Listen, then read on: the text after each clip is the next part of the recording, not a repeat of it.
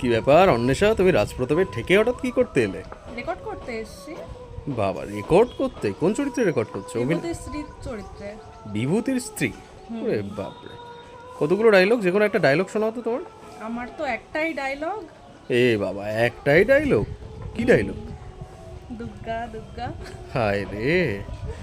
আচ্ছা ঠিক আছে ঠিক আছে, তুমি ক্যামেরাটা ধরো, আমি বলে দিই বাকিটা অডিয়েন্সে।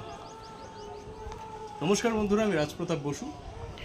আপনারা জানেন প্রজেক্ট পাসিং শো সিজন 8 আসতে চলেছে রাজপ্রতাপের থেকে। আগামীকাল থেকে আমাদের নতুন যাত্রা, নতুন পথ চলা শুরু। প্রজেক্ট পাসিং শো সিজন 8-এর প্রথম গল্প আসছে কালকে রাত ঠিক 10টার সময়। কী হবে গল্পের নাম এবং অন্বেষার একটা ডায়লগ বলে এটা ভেবেন না যে ঠাকুরমশাই রেহাই পেয়েছে। ঠাকুরমশাইকে প্রচণ্ড বলতে হয়েছে, প্রচণ্ড কথা বলতে হয়েছে। এবং বিভূতির জন্য তো এই সিরিজটা বিভূতিকে কেন্দ্র করেই তৈরি। আপনারা হয়তো কমিউনিটি পোস্ট যেটা আগে করেছিলাম কিছুটা ইঙ্গিত পেয়েছেন। এটা বিভূতির গুরুপ্রাপ্তি বা বিভূতির শক্তিপ্রাপ্তিকে কেন্দ্র করে গোটা সিরিজটা তৈরি হচ্ছে প্রজেক্ট পাসিং সিজন 8।